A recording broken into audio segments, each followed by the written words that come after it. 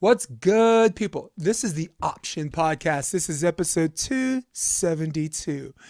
That woman looks like Zarah Fowler. I don't know. Maybe she is. Maybe she isn't. Buckle up, people. We're going to find out. The episode starts right now.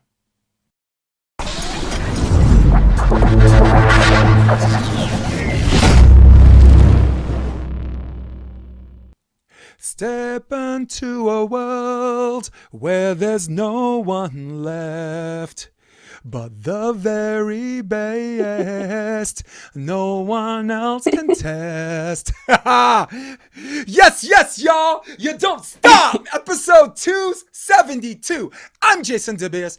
That's Zarah Fowler. Like I said before the podcast, I got the brawn, you got the brains. Let's make lots of money. I love that outro. Oh my gosh, that's awesome. You have so much energy. So, Zarah, before we get started, tell me where you are now as far as clubs. I know you were applying for some college jobs, and I know you were, I don't know, I guess you put yourself in a position you're coaching where you want to. So let's start with the present, and then we could kick it around. Yeah, sure. At present, I'm in South Carolina. I'm based out of Greenville, South Carolina. I'm coaching at a wonderful club called Carolina One. It's a club that I used to play for when I was younger. So my 12-year-old through 15-year-old self played for them. So this year I decided to, what I tell people is I came back home, started coaching for my club again. And yeah, it's been really cool. I've been doing online volleyball content basically for the past year. And it's kind of been a whirlwind just trying to figure out, what content creation is like, stepping back fully into the volleyball world. But yeah, it's been super fun. So I coach a 15 teams at Carolina One, and it's been an awesome journey so far. Now, you hit my radar because I don't know, people say I need to be on social media more, but actually not comment. So, so I'm in this post and ghost mode. I post and then like let everybody like lose their mind and don't respond to people. And I'm like, yeah, when everyone does, nobody likes haters, but when you have haters, you arrived. Okay. That means they care enough to hate you. They care enough to like whatever. So I'm on TikTok and I see you and you have this, everyone always asks like, where are you going to be in the next 5 years? You have like this specific objective, right? And this goal. Mm-hmm. And in fact, I'm not going to talk anymore. I'm just going to show. I'm going to do the TikTok clip. And stolen vehicle report. License that's not it. License and registration. We ain't doing that. I don't know why this pop up on my wall. Like a cop's always asking license and registration. So all right, don't talk. Show. This is kind of what she's about. What's up, guys? It's Coach Z. I've made a separate TikTok account to document my journey of trying to make volleyball my entire life. So right now the end goals are to either run my own club or become a college coach. Something I want to do basically within the next 3 years probably for college coaching. Club directing, maybe the next 6 to 10 would be ideal. But yeah, so this is day one of documenting my volleyball journey and my journey to turn volleyball into my literal entire life. Okay. So yeah. So what's up, guys? So it's Coach I think so far you're on day 49 right now, or maybe, I don't know if you've done a new one. I think I'm officially on day 53 now, but I have not made a video since day 49. So. Keep them coming. I think, you know what happens? People find you interesting and they continue to follow you because volleyball, from what I learned, and this is what made the podcast what it is, right? It's not about just getting people who everyone knows. Like I got Tina Gradina coming Monday, right? And she has her own following, right? As an Olympian who who's playing for Latvia and played at USC. This sport needs people where they care about the characters. And what you've done, unwittingly or not, was made me care about the character. And when people care about the character, you know what happens? They continue to follow your journey. They start cheering for you. Of course, there are going to be some haters that are like, I told that chick she was going to fail. I told her, I just walked on water. It's because you can't swim, so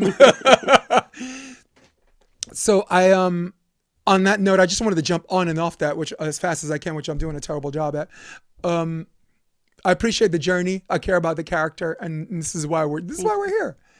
So, a little background. You did a stint at Coastal Carolina, Yeah, I played a single year at Coastal Carolina. right? Cool. And would you play club before that? What was your club? I played for Carolina 1, where I am now, and then I played for A5 in Georgia. Nice. How many coaches that played for Carolina right now are coaching? Is that a revolving door for a lot of those kids that became adults? Yeah, it is a very big revolving door. I believe right now we have 60 teams. So lots and lots of coaches. I'd say at least a third of those coaches probably played for Carolina 1 in the past. Nice. Yeah, because I So coached for a very, club. very large number. I coached for a club called Evolution, and like I would think like on their coaching staff, like let's assume they have 12. I will bet you like seven of them are like former players. And that's a good club. A lot of those kids end up figuring it out at El Camino, which is a pretty good junior college here, Long Beach City College, and then eventually play somewhere big. Yeah. And we also do our practices at Redondo High School, which has always had a good boys team. Um, yeah, sorry, I wanted to talk a little bit about um, process and technique. I wanted to Sure. talk about you separating yourself as Zara the player to Zara the coach. You might not see this question coming, so forgive me. Because there are a lot of players that can coach, right? And very few of them are going to Yeah. hurt your game. They're just levels of how much they can help, right? Yep. How long did it take you? Because you're still young to Very. I'm separate only yourself 24. to separate yourself from Zara the player to Zara the coach when you're coaching. Yeah, I think it took probably 3 or 4 years. I was lucky enough in college after playing at Coastal Carolina for the 1 year. I had some health issues, so I decided to step back, put my grades first. I was on academic scholarship, so that was something that could not fail for me. I was getting C's in my classes. It was terrible. Went from a C student to an A student when I quit college volleyball. Great decision for me as far as academics. But I started running our club volleyball program there at the college. And that was a very interesting dynamic where not only was I a player on the team, but I was also, running the team from kind of what I would say as a director's standpoint, as much as we do as younger players. So I was, doing all of our travel funding, signing us up for tournaments. I was planning our practices. And I think I had to figure out a way in that dynamic to separate myself when I was playing with them and also when I was coaching with them. And that was hard because it was both at the same time, right? And I just found that my best way of doing this was actually to kind of have a democracy. So we had a panel of like 4 people, like our social media manager, our president, our vice president, and we would actually sit down, talk about our practices, talk about what we wanted to do in practices, and then write our rosters based off of how everybody was doing in those past few weeks before a tournament. And I think just having to switch really fast between those moments of me playing versus coaching for those 3 years I was there made a huge difference in me being able to kind of separate my tone. When I play, I'm very upbeat. I'm very cheerful. As much as sometimes it doesn't show on TikTok, like I'm screaming 24/7, She's cheering, mic'd laughing on up. the court. She's mic'd Whereas up, coaching, people. I'm way more serious. Like still very encouraging, but my tone changes a little bit. The way I stand changes a little bit, and I think that's the biggest thing for me that I had to separate between the two. It works for you. Let me tell you something. Like Gage Worsley, right? Played at U of H. Mhm. He's a libero. He's all of his Sixers games. He's mic'd up, right? Yep. All the time, right? And then when he does clinics, I think he's still figuring that out, right? Because again, like a lot of these high level players, they do know the X's and O's, and they do know how to teach, and a lot of it they reflect to their lived experience. Like when I play D1, this is what we did for D1, so this is what we should do here. So as a general concept, I think it's a pretty good starting point. But I think diagnosing people personalities and their wants and needs and how you shape them requires years and years and years and years and years of of training, years of doing the right thing, years of doing the wrong thing, of allowing yourself to feel like an idiot, which again intrigues the heck out of me with you because I don't know if you like jumped to the future and figured something else and came back to the present.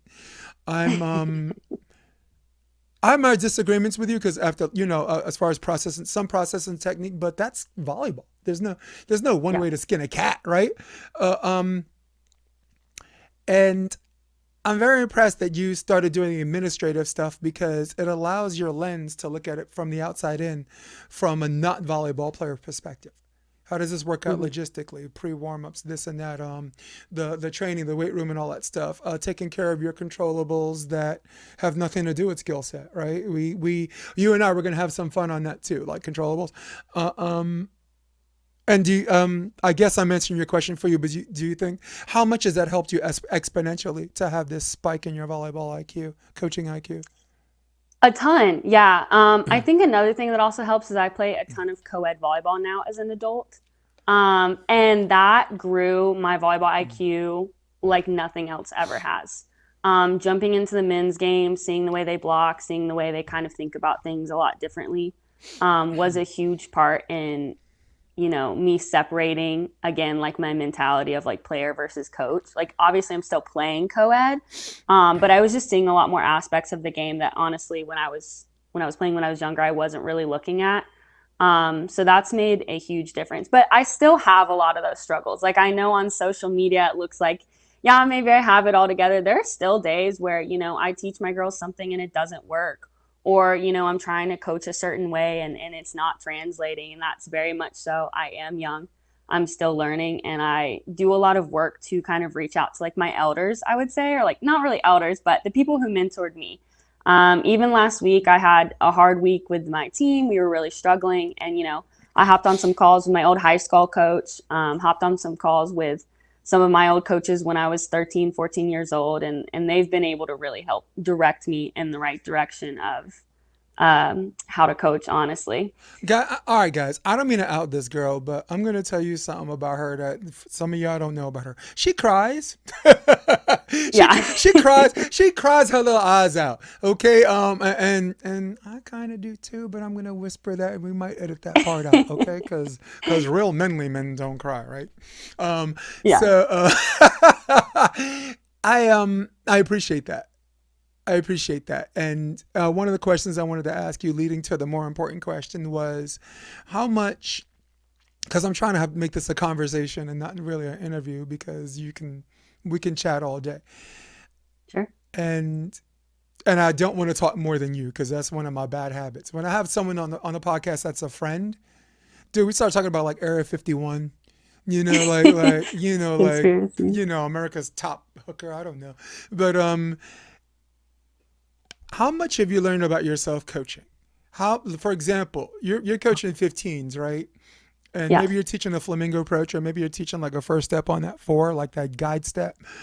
Yep. How much does teaching or guiding some of these players, if not teaching, just coaching, make you go home and remind yourself, like, you know what, I'm playing co-ed. I got to remember that for myself. Yep. Honestly, constantly. Like, I still struggle with identifying things super fast, I would say at the 15s level. I tend to coach one technique at a time instead of, you know, gearing my techniques toward in each individual player. And that's something I'm really trying to work on now. Because people who have been around a lot longer, they can identify some of those things that they're doing a lot faster than I can. Um, So honestly, every day in practice, there's something that surprises me. There's something that, I'm like, okay, we need to work on that more. Okay, this person needs this individually more work than I thought they did. Um, and yeah, it really is just a constant reminder of honestly going back to our volleyball basics and reteaching a lot of those keywords and key triggers, especially with 15s. They have a good background of how to play volleyball, but they're still trying to hone in on their specific skills. So constant reminders of how those skills should be executed correctly is a huge thing. And then yeah, it helps me when I go home. and I look at my own film or I look at their film and I'm like, oh, okay, that's something I missed or something I definitely need to work on even in my own game. Are you a video nerd? Yeah, I'm Yeah. definitely a video You know, nerd. oh, by the way, guys, Gage Worsley, who we talked about before, he was on the podcast. So check that out. Earlier episode. We went like 2.5 hours. It was ridiculous. Actually, everyone whose first name is Gage was on the podcast. Gage Basie, too. Um, did you play in the Pottstown Rumble? I I know did you're a grass not. player. Okay. All right, cool. Yeah. Yeah, I haven't I play a decent amount of grass locally, but I haven't branched out to travel a lot. I'm actually hoping to play a little bit more this next year branching out. The problem is I'm a libero traditionally. I had some great training when I was 17 and 18. Younger, they didn't let me hit often. Well, So what's the I'm problem? definitely It's having to doubles. rehone in on those skills. What's the problem? It's doubles. Yeah, that's true. Oh, and by the way, people watching at home, Pottstown is big court. It's not small court. It's side Mhm. out to 15. It is the most brutal tournament in all of volleyball because it's the last week of June. It is Mhm. hot as BALLS. It is gnarly. Like I'm giving away my age, but I played double A in '02 and in '03 we had a shift tournament from there and I Okay. played open and I took fifth for both. I mean, I was balling back then, but at the end of the day, I don't make excuses. That I am what my record says I am. I was fifth best. No excuses. But yeah, definitely do that. Get some reps in. You'll get served every ball. Just make sure you have a big that could set you, Yep. right? I mean, right? Because here where I live in Hermosa Beach, and there are a lot of bigs. We just need, you know, we need bigs that can set transition. We need bigs that can set side out. We maybe some bigs that can option, right? Like you'll look at a sixes tournament here or fours, and the first guys that are asked to play fours are the last guy they asked to play doubles. One of my closest friends, Greg Faulkner, he's the assistant coach at Cal Northridge. Smack Fest, Manhattan Beach Sixes. He is. I think they have bid contracts for that guy just to play one day. I mean, that's how good he is. He's like this ridiculous middle. Skill set is okay, but don't see him playing a lot of doubles. So let's get back to your video nerdness. How much do you love video? A lot. I mean, I'm literally videoing every single one of my practices every time I'm playing. Mm. Most of the time when I'm coaching, you're gonna see a microphone and a video next to me. And it's not just for the content. I also go back and look a lot at the videos, and I'm also a big fan of video delay. So I haven't used it in my club team, but in my high school team, we would set up an iPad in the corner of the room, Nice. and it would be about a minute or two behind. So if the girls wanted to go look at something that they just did, they could Oh, so just you got hop Bust a around to the Move? camera and look. You have Bust a Huh. Move, the app? So Bust a Move is an app that allows you to scroll back 30 seconds all the way up to 2.5 minutes. So what I do Okay. is some practices I scroll back to 45 seconds, and I do 3-person hitting drills. Like you just toss and they just hit, go on the line, hit. Like for 60 seconds, it's the same three hitters. And then when I do the next wave, the previous wave gets to look at themselves. On the video, it's they changed the name, but it's called Bust a Move, and it should show up on your apps. It's amazing. LMU, Loyola Marymount University. I was the director of operations there. We use that, or used to use that. I interrupted again. I'm an idiot. No, you're good. I actually want to hear about Bust a Move. I've actually never heard of that one, and Yeah, I'm definitely new to the video delay. Working on a really small budget, so everything I'm using right now it's is free. free, free, free. It is free. It is free, and just take 4 minutes to tutorial yourself. I don't like saying things are easy because no, nothing is easy until after you learn it, and then everyone's talking about how easy it is. I want to like punch someone in the CK when they tell me it's easy, right? Um, why am I spelling it? Okay. Um, yeah, Bust a Move. I'm mentioning it on the podcast because some people are watching, and why I have more likes than actual views is that's just YouTube doing its thing. Fine. Yeah, Bust a Move. It's great. If you're a coach that does your drills and like waves, because sometimes our drills on offense and serve receive, like the race to 30 points. If you've ever done that, right? Yep. Like, perfect passes, 3 points. If they can only set two hitters, 2 points, one hitter, one. And for like 60 seconds, just like, like constant serves, boom, boom, boom. And then they can bust a move and watch them. That first wave can watch. The second wave shags or serves, and the third wave is on receive. So, like, I'm telling this girl how to coach. I ain't telling this girl nothing. She got it figured out. She's got the Ooh, I drop do on not all have it of you figured fools out. at 24 years old. I'm just putting you on the spot. I like doing that. It's for the haters, for them looking for your, I gotta you talk know, to him. yeah, they're gonna look for your worst moment. So I might as well just gas you up and get our money's worth. Why'd you do her hair like that? All right, No, so honestly, yeah, people tear into you. It's crazy. let's talk about, and then you get to ask me stuff too, but let's talk about something that might be close to our heart. And this is something we may have in common. Um,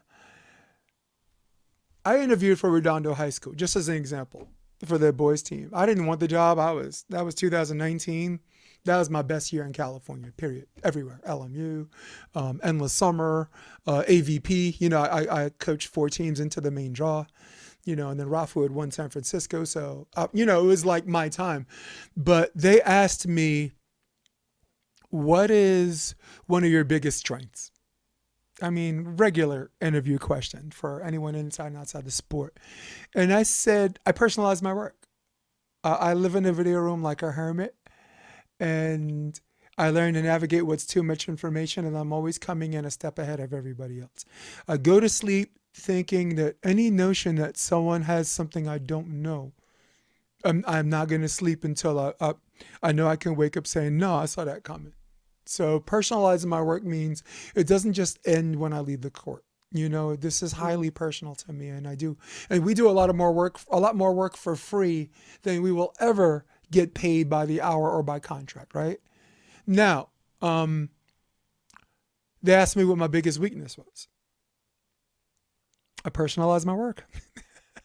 It hurts too much when you give it your all, and these kids want it. You want it bad for them, and you see some of them misstep or some of them fail. It is exhausting. It is emotionally draining. It is highly personal to me. You could ask my wife, who she's like, yo, don't, you ain't taking that out on me, So she plays, so she gets it. She played at Harvard. I personalize my work. How much do we have in common with A lot that at that point. trait? Yeah, a lot. Sometimes I definitely take everything way too much to heart. Whether that's, parent meetings, stuff the girls say on the court, stuff that happens on the court. Like, I genuinely, every time we lose, like, I'm like, okay, that's my fault. Like, what could I have done in that game to better our team? Which I think helps me a lot as a coach, because I'm constantly thinking about the game and how to improve what I'm doing. But sometimes it comes to a fault where, I can go home after a tournament or after, a long day, and I truly am devastated. Not only because, I feel beaten. I don't like to lose. And even when I'm coaching, I don't like to lose. But also, it's just, I know how hard it is on my girls, and, it sits with them as well when they go home, and they already have tons of stuff going on outside of volleyball. Like, I don't want, a loss that I could prevent to be something that follows them home. So yeah, you're right when you said earlier, I cry a lot. I'm very early in my career. I'm trying to figure out my line of like, okay, when to not take things home. But that's been really shocking with the past year. I did not think I was going to cry this much, because I didn't cry really like that when I was a player. Every once in a while, sure, but it's probably every other week something happens and I go home and I just have 10 minutes where I let it out and then I try to move on. That's it. You had me at 10 minutes. I thought those were the operative words, right? And I think that's something else we learn from coaching, right? When the player's disappointed and the parents are like, oh, I don't feel that way. You played your best. I'm like, no, feel that way. There are some disappointing losses where I have a ton of respect from my kids where I'm like, I'm not the coach to tell you not to feel that way.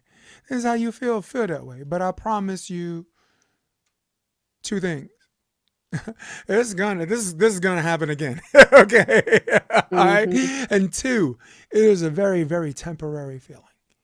So Yeah. you know, and sometimes you have to say this in the middle of a tournament because you have this turnaround time between what happened in that match and the next one. Well, let's say you're in pool play for like a day, you know, just for argument's sake, regular, you know, Vegas, Red Rock or whatever, uh, um, where they just do one pool a day and maybe a crossover in the afternoon. You have this finite amount of time for them to say, hey, to say the nicest way you can get your ash together.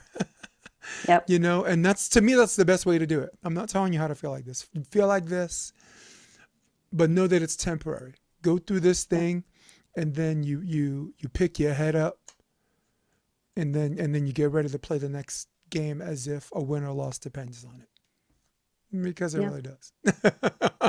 So I'd be curious, what are you telling your players after those kind of responses? I'm a big fan of like, hey, fix your face, take a second, let's talk through what you made you upset, how you're feeling, and then, go from there. But I'm always curious, what are other coaches saying to their players in those moments? it I mean, maybe rephrase that question. What part of the tournament or what part of practice? Give me a situation. Are we at the Hmm. end of a tournament? Are we in the middle of a tournament? Because there should be a baseline conversation with everybody, but if you repeat that, you know what happens? That becomes more like wah, wah, wah, wah, wah, wah, and you become their parent and they stop listening. You know, Yeah. like the teacher from Charlie Brown. Wah, wah, wah, wah, wah, wah. No, ma'am, I don't know how to spell cat. Wah, wah, wah, wah, wah, wah. They don't hear you. Actually, it's not just the teachers; it was all adults from Charlie Brown. So rephrase that. Sorry, I'm answering your question with another Yeah, question, good. but give me a situation. Is it in between pool play? Is it at the end of a Sure. Yeah. tournament? Let's do in between pool play. I think the hardest for me is, you lose that first match. How do you Yeah. get through the next two? Right. Okay. Here's the situation. You're up 24-19, right? You're trying to go to a game three, you're down 1-0. The other team comes back and wins 26-24. It's devastating. I know their Hmm. parents feel good, and I know the kids feel like they fought with heart and determination, and the coach is like, it's just how we play. And their coach is like, it's just how we drew it up. But you have a different story, right? You have a different situation. And what I tell my kids is this: I'm not going to tell you don't feel bad. If you feel bad, feel bad. If you feel like you let them off the hook and that's how you feel, that is a real feeling. And I'm just going to regurgitate what I said, but it is temporary. It is temporary. You getting the 24 knows how shows you know how to play this game and shows that you can beat anyone in this gym anytime you want to. Just remember get this feeling. Take a couple of minutes to yourselves and then come back the next game, because we have a long tournament, and maybe we'll meet this team in the end, and either we're good enough or we're not. So it's a little bit of tough love, but it's this reality where they're like, and yeah, and that's cool. If it's at the end of a tournament, I give it to him real first, because my mentor is not a volleyball person. It's a football coach, Bill Parcells. My volleyball mentors are Mario Tribich, who coached the Russian team, Aldous Lucis from UCLA, and Patricia DiMaggio, who taught me beach, from Louisiana. But at the end, I'm like, look, at the end of the day, we're either good enough or we're not. We didn't win, we're not good enough. And there's a lot of things we can work on in practice, but I would like to end the practice like this. Let's work this, and I learned this from the beach that I translated to India. You'll love this. Let's go two-person groups, and we'll do just something called discoveries, and they'll know what discoveries are because we'll do this in practice. So here's what it looks like. Let's say our coach pairs us up, right? Okay. We just won a tournament or lost, win or lose. We're gonna do this. I tell you one thing I thought you did well. Like, I thought you did really, really well in holding your platform. It just, as a setter, it really allowed me, the ball just stayed in the air and allowed me to get there. It gave me my peripherals back, and I was able to play volleyball better, right? So I tell you one thing you did well, and then you're next. You tell me one thing you want to do better. Like, I wish I wasn't J-hooking some at the end, holding helped, or just like moving everybody out of the way. If it's free ball, it's mine, like we have that relationship. And then it's your turn. You tell me one thing you thought I did well. You know what I'm saying? Like for a 6-1 setter, you're a heck of a blocker. You're left out there by yourself and got like a touch like 8 out of every 10 balls. And then I tell you one thing I need to do better. Like, dude, what's with the Pizza Hut sets? Why am I holding it and throwing off the timing of the middles? I'd like to do better on that. So the discovery is one thing I thought you did well, and then you for one thing you did better. And you don't feel it because you're the coach, but as a player, you and me, we walk away from like, all right, we're good. And I can't wait till next practice. I can't, you set up this environment where they want to come to practice. Which, by the way, is there a better feeling to have a 13-person roster where everyone's like, I can't wait to come to practice. Or when practice is over, it's like, oh, can we stay 15 more minutes here? And you really want to let them stay, or maybe you as a coach tells them go home, because you're managing this time frame. And I'm talking too much, but it's so worth it because we love the sport so much. And it also is segue to my next question, but let's take a break from the next question. Do you have a question and anything you want to ask me? Or should I just introduce something that will lead you to a question? Sure, introduce something to lead me to a question. That's like me saying, like, tell me a joke, right? But you don't know a joke unless I tell you a joke first, and then you're like, oh, now I remember, So maybe we could work it like that. Let's talk a little bit about, and I was listening to one of your podcasts. General question: why do people leave hating the sport? I would like to start. Go ahead. Sorry. Now we can jump. No, you're going to go first, but we can jump from a player's perspective. Are they burned out? We could jump from a coaching perspective. Did he make the environment toxic? Or we can go from a parental perspective where like maybe you have this parent that's convinced that their kid's the best player on the team, which is not uncommon in club. So I'm not telling you how to answer the question, but those would be examples on how to approach it. I'm not. Sure. I gotta stop treating you like a kid. You're not a freaking kid. Yeah. I would say I'm going to talk about what I'm probably feeling the most at the moment, because that's, again, pretty much how I, am as a person, as a coach. But from a coaching perspective, I've always wondered why a lot of coaches step away from the sport and why they stop continuing to coach, because some of my favorite coaches have stepped away from the sport. And I'd say that one's the parents. As a coach, I did not realize how much weight it would feel to, communicate with parents. And that's nothing on the parents necessarily being bad, but, they're always going to put their kid first. They believe in their kid 100%, which is fantastic. That's what I want from you as a parent. But it can come with a fault where there's a lot of external pressure that comes from parents, especially, when they're playing club. They are paying for my coaching and for their kid to, hopefully get onto the court.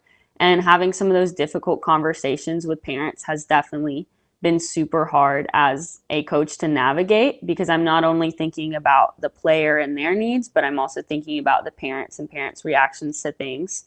And I did an okay job at putting boundaries up with my parents this year. An okay job. It needs to be better next year, and we're learning.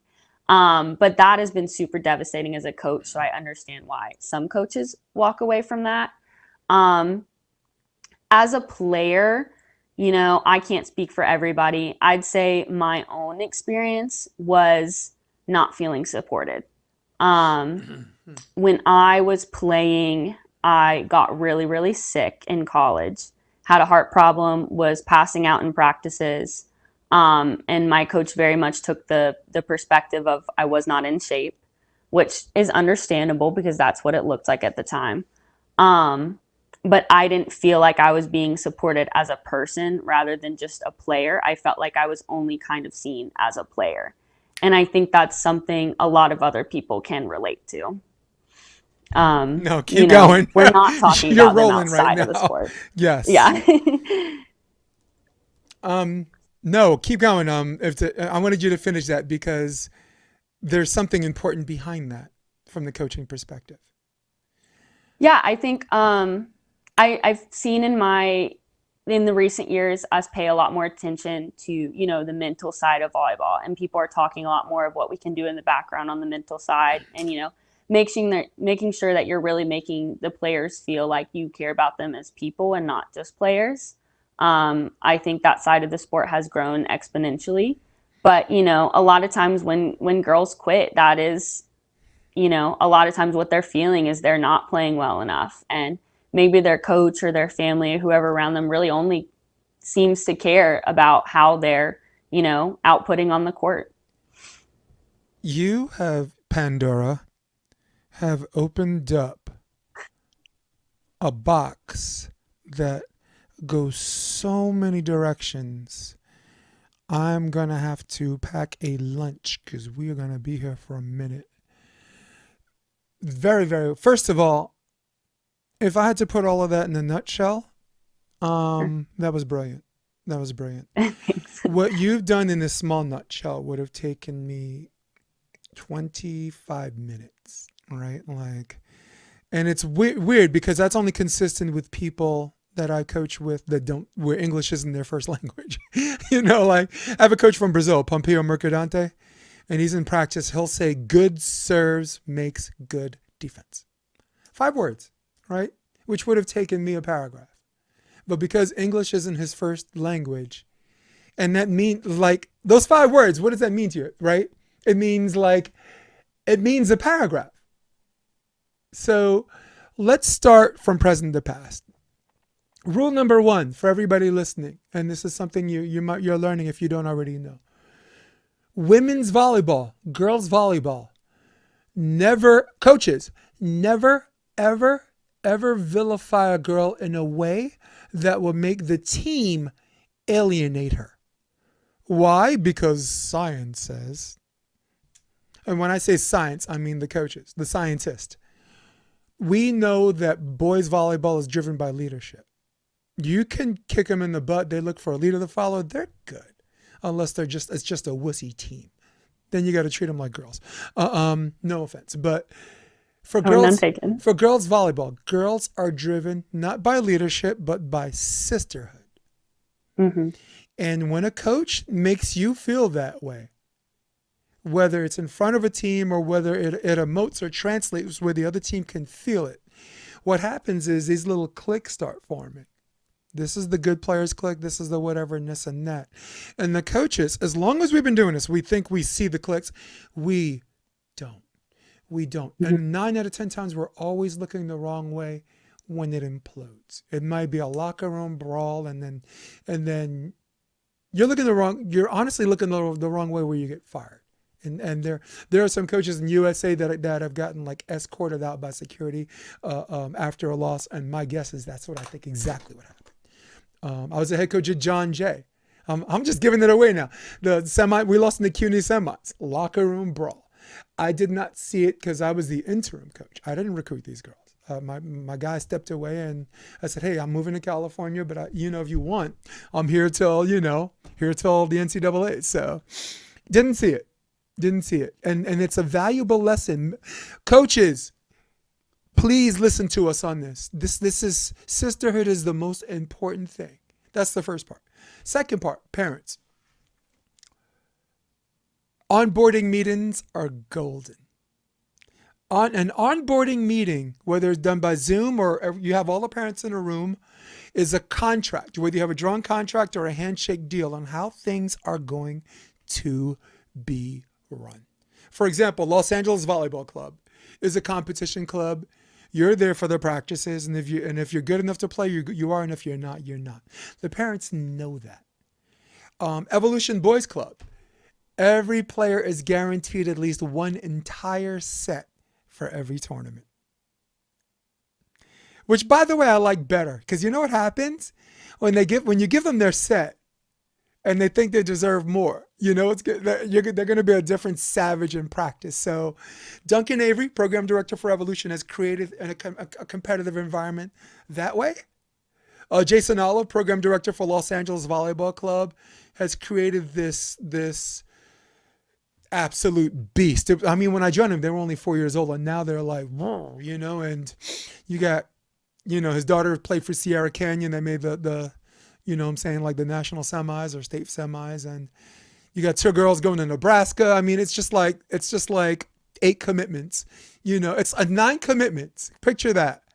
And so you got girls that aren't even starting that got a scholarship. Wild, right? And his It's daughter, crazy. and his That's his awesome. daughter's the best player I've ever seen in that age, and she's not committed yet. And Wow. she's the best player. I've been doing this for a long time, and I'm not talking about skill set. I'm talking about when the score's 23 up and tensions get high and butt cheeks get tight. She delivers. She's unassuming. I get set, I'm supposed to hit. They set toward them, I block. I'm at the service line, ace.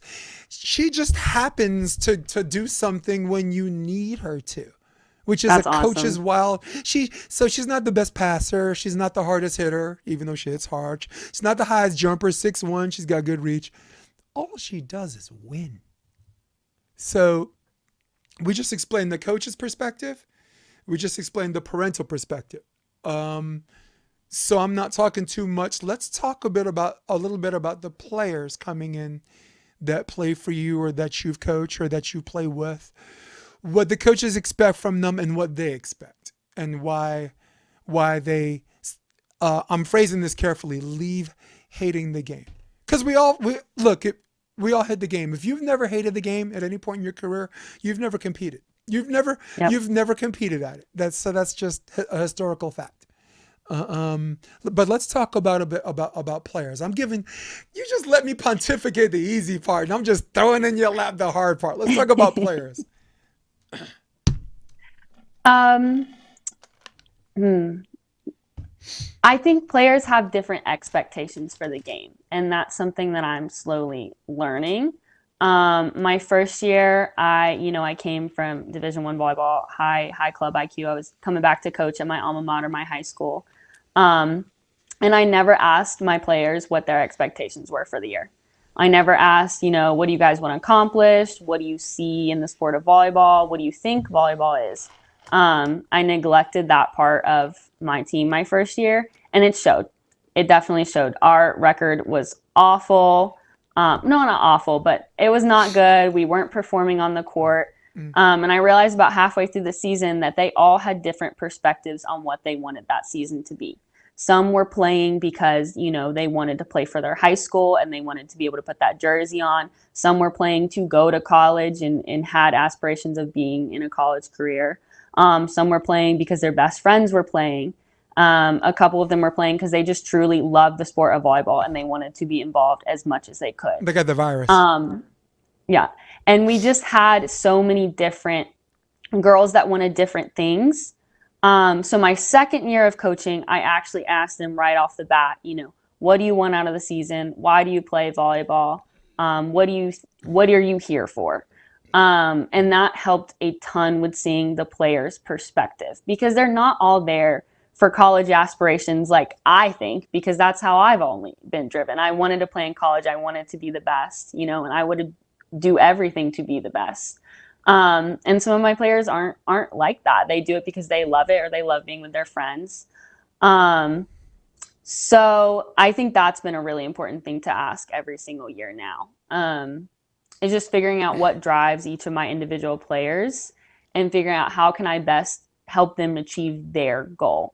Are they trying to get better? Are they trying to make friends? What do they want to do and how can I help them reach their goal, not my goal as a coach? Then I would say the other perspective, every coach is going to be different on, what they see. I think we all truly want to win and we want to have successful seasons. But every coach is different. Maybe they want a really strong offense. Maybe they want a really strong defense. Maybe they want a incredibly strong serving team. So what I've always done is put kind of what my goals for my team were for the year. I watch their tryouts, first few practices. I kind of gauge where their skill level is at. And then I create some sort of goal based off, what I think is achievable for that season. And then I put micro goals in that. So for the past few years, a lot of my teams, I've really just wanted to be really strong serving teams and really strong serve receive teams because, serving, serve, receive wins games. And I think that was the basis of what we needed to work on, especially at the 14, 15 level. 100%. I'm not running crazy offenses yet. I don't have the setters for it, quite frankly. I have great setters, but just not, you know, incredibly high level setters that can run a bunch of things. So that has been a lot of my focus. And then, based off of that, I kind of set player expectations individually. So if I know one of my servers has a really good jump serve, but she's kind of scared to jump serve, maybe her first goal in the season is, hey, let's always jump serve. That's what I expect from you as a coach. Yeah. And I expect you to put, that out on the Agreed. court every single time. Yep. Maybe I have a player who, she's a little inconsistent with, hitting those corner shots, but she has a really, really great like tipping range, right? Maybe that goal for her for the first few weeks of practice is, hey, I want you to, start tipping deeper in the court. And then I set player expectations for them individually as far as what do I want my outsides to be like? What do I want my middles, my setters, things like that. So I expect, my libero to be energetic, loud, consistent on the court. I expect her to run the back row, always calling seams, calling what defense we're in. I expect my setters to lead the front row, tell their hitters what they're running. Throw a couple setter dumps in there every once in a while. I expect my outsides to be really strong all-around players. I don't expect them to have the highest energy, but I do expect them to, direct other people and be consistent. And then my middles, a lot of times for them, I'm really just kind of with my age group, I expect you to get back to the 10-foot line and call your hit every time and be ready to hit. I expect you to look at your setter and read where your setter is going and start thinking about some of those aspects of the game that, I've realized sometimes my players have been taught, but I don't know if anybody knows anything about South Carolina, but we're very behind in volleyball, unfortunately. But doing okay on the beach scene, I got some Yeah. friends in Myrtle Beach. Adam Roberts, good friend of mine. Justin Good. Stack, former coach. Yeah. Yeah, that's actually interesting. I haven't reached into the beach scene here. That's something, I'm from the upper part of South Carolina, so beach here is not a thing. Boys volleyball here, not a thing till the past 8 years. Girls volleyball still growing. So, everywhere it's growing. But, we've traditionally always been a little bit behind in volleyball. So some of those expectations aren't always set incredibly early in the game. And I think it's important for anybody to reset those expectations. But, I just find that telling my players that every single year or reminding them every once in a while during a practice, writing it down, giving it to them at the beginning of the year has been really helpful for me. And I think it's important from the club perspective to have a strong emphasis on that, right? I just had Brian McDermott on the podcast. He's the director. He's a coach, a longtime coach, but also the program director for Progression Beach Volleyball. He has an indoor beach facility in Chicago, and 3 indoor hard courts as well.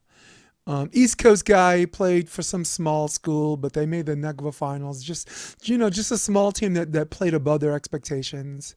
Underdog his whole life, predicated his whole coaching reputation on doing more with less. And he's saying what you're saying. He's saying, look, we got remember you have a paying customer here. This is the difference between this and NCAA. NCAA, it's playing in a volleyball team is not something that comes with a tuition. you're entitled to it. No, you're being recruited and to do something, and it's a cold world, and that's ice. Either you can do it or you cannot, right? And we as club coaches, if a girl wants to play college, or if a girl wants to play OH, or a girl wants to get better at this and this and that, you can present them their options. You can tell them what's real first, and then present them their options, right? Like, you got a 5'9" girl who wants to be a college OH. You could say, all right, this is real. They don't exist anymore for the most part in college, right? Option. If this is what you really want, there's the box jump. That's my strength coach. That's my assistant coach. I got the brains, you got the brawn, let's make lots of money, right? Like we said in the beginning. So it is incumbent upon us coaches, and I'd like to say I'm speaking for you and me, but we should be speaking for every club coach everywhere. Never, ever tell a kid what they can and can't do. Present them the reality, let them test that reality, and they'll find out, hey, okay, you're right, or wow, okay, I got a girl that jumps 36 inches. Maybe she'll play for Pittsburgh or something, and make the Final Four. Oh, wait, that happened. And every California team that rejected that girl, it was, there has to be a little bit of FU in there, like a middle finger from her to every coach who lines kids up against the wall and tells them what they can or can't do before they even put the work in. It's really a coach as a program director you want to like fire on the spot. Why do coaches burn out? I can go first on this. Go for it. The coaches that last the longest are the ones that have a cold approach, because it's sustainable, and to them it's a career, but it's also, they treat it like a job. They're in, they're out, and they can compartmentalize, and it's more sustainable. My degree's in theater performance, and I used my degree to be a better indoor and outdoor coach. In fact, you can ask any referee that's refs my games as a coach, or anyone, any opposing coach, any player, they'll remember me because of my theater performance. I'm literally out there. And the drawback is, if you choose that, you're walking this fine line where you have to become the character, but how far does that character go? Right? Bob Bertucci, one of the best coaches ever on the East Coast, got fired. Coach Sacred Heart got fired for smacking a kid on the head on national TV, right? Probably fired same day. He was the character that drove him to that point, but took it too far. I took a year, the entire 2025 year off from coaching club, because the last thing I said to a player who didn't dive was, I'll bet if there was a cheeseburger down there, you would dive, right?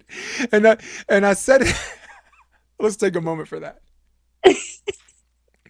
We'll give that its moment. So what happened was, I'm the coach. The team is over there. They stand. So I'm separate from them. And this kid, he didn't block. They dug the ball. It hit him on the foot. He couldn't even like bend over it or whatever. And I said, I bet if there was a freaking cheese. I said to myself, no one was next to me. I bet if there's a effing cheeseburger there, you would have dived. And I just said that out loud. These are the things I'm thinking, but I've been the character so long, the thought became verbal. And the first thing I did was, I'm like, sweet, nobody heard that.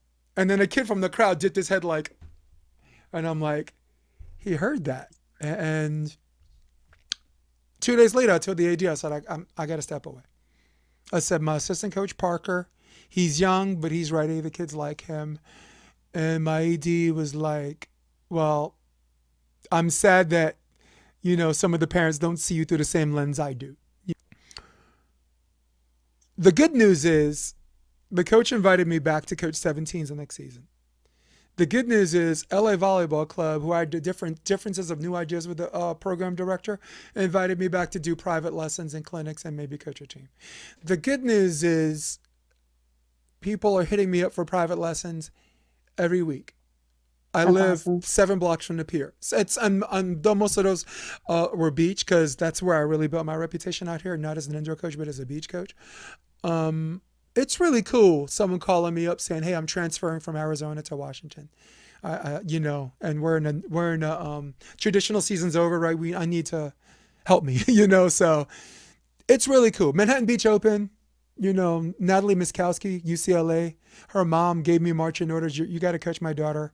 We're not in a draw. We're in a qualifier. We have to qualify for the draw. And I think, how cool is that? That's awesome, right? And trust me, I'm in an environment where they have other options. Okay. Look, there are a lot of glorified babysitters in California. And I'm going to say that a lot of people sitting there, making sure the kids don't beat themselves. And you're like, my cat can coach that team. But there are some real coaches, Mm-hmm. In fact, I'll be bold and say there are more savages in your region because than we have here because you have to be. Yeah. You're in the catch up stage. You have to put in. You have to run the 150 meters for your 100-meter dash, and Yep. you ain't got time to talk about how unfair it is. Who's got time for that? Not you for sure.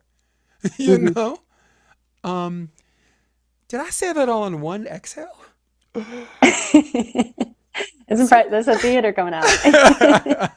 no, but I want to because for the people listening, my biggest complaint on the podcast is I talk more than my guests, but you have to appreciate the value of getting to a point where the the job needs you, Yeah. you know, and they your region needs you. We collectively we need you. All right. That was the point I was trying to make, and I apologize for taking a long time to get there. We need you. No, That's it. That's I all I want to like say. hearing everybody else and like what you're talking about. I think anything I can hear from another coach, especially you with a large background, is just gonna help Yeah. me. Like I'm genuinely, I think I've said it, but I'm still learning like crazy every single day.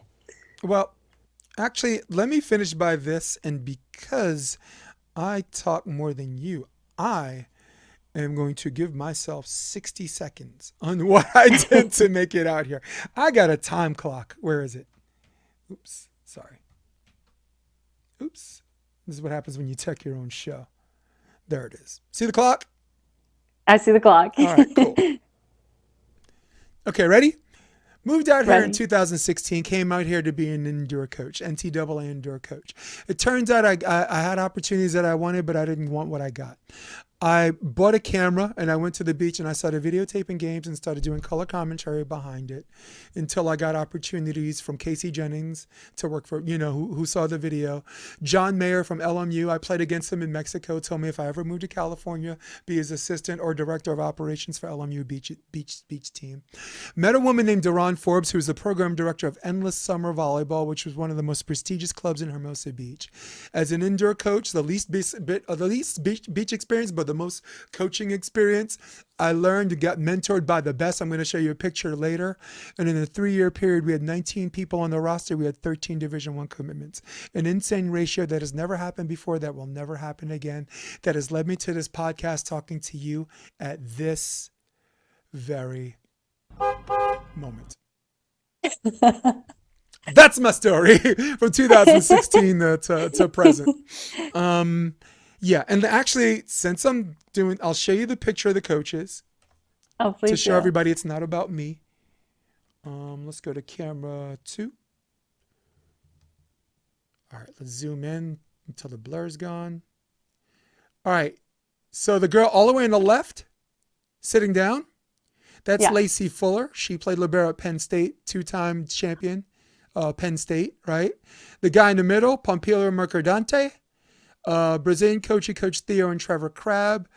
Jan Barreto was Kelly Clay's and Kelly Chang's first coach for her first semifinals. Jeff Samuels, international man of mystery. He's all over the place. He lives in Florida.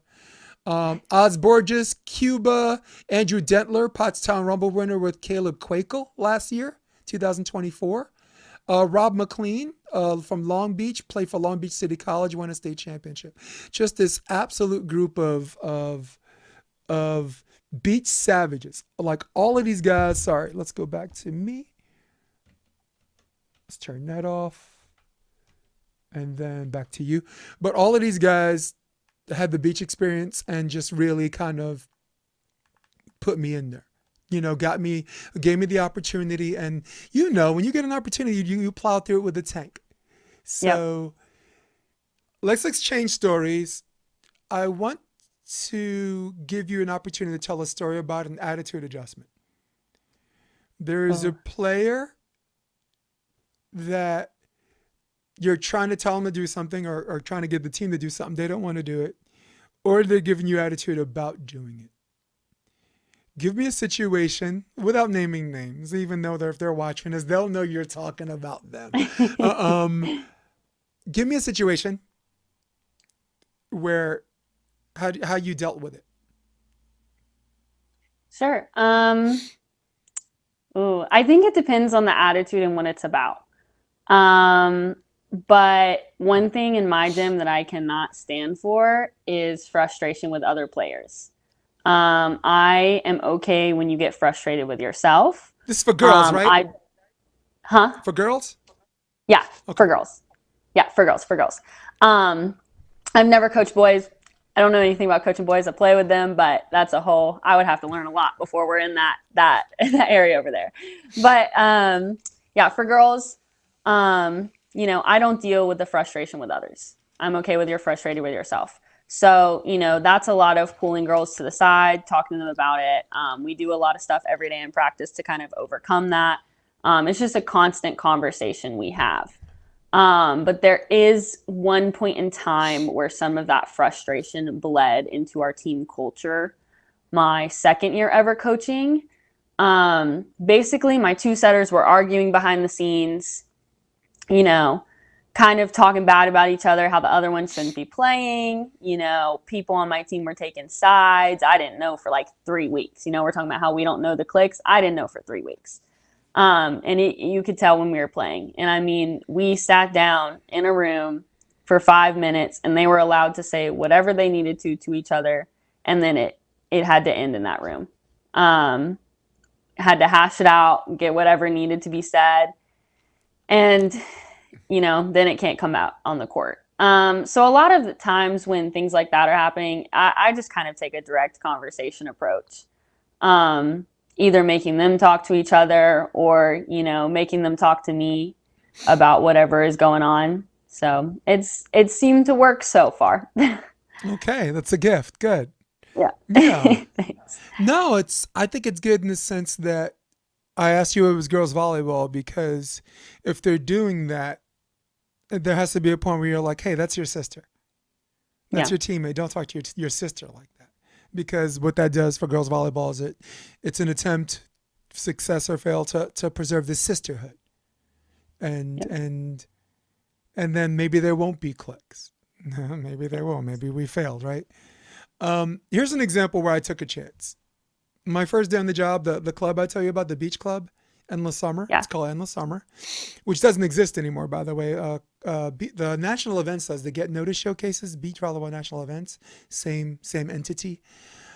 But all the coaches, we've all moved on. First day on the job, I'm doing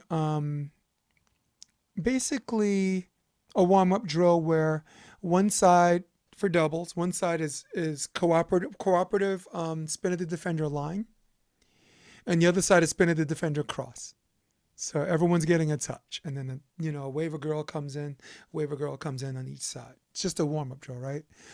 It's junior, so it doesn't always go smooth. So within, the girls think it's not they don't think it's a hard drill, but the hard drill is not about performing; it's about sustaining it. Like you can have an indoor thing where you just say, "Hey, bump, set," and then the person approaches and just puts the ball over, right? And it seems like a dumb drill, but I guarantee you your juniors team can't do that for 60 seconds. Before a ball gets set tight or before a ball gets shanked, before a setter has to dive. 60 seconds, because that's what we're looking for, right? I'm taking too long, so let me get to the meat. I tell them to shag. And when everyone else is, I'm like, hey, jog it out. And people start jogging it out. And there's one girl that's still walking. So I'm like, let's call her Georgia for argument's sake. I'm like, Georgia, are you walking in my practice? And Georgia looks at me like, pff. And she keeps walking like I'll do what I want. So now I'm in a dilemma. And this is an example of I would never recommend any other coach do this unless you're my personality. So when she looked at me like that, I went,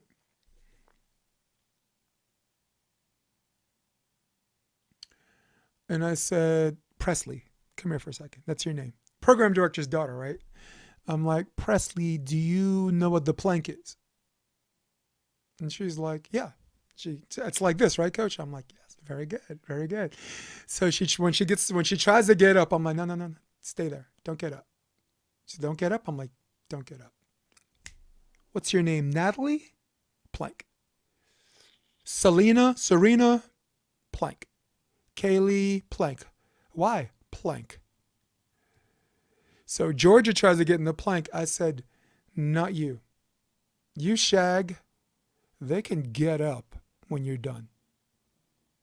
So now everyone in the plank is looking at Georgia like this.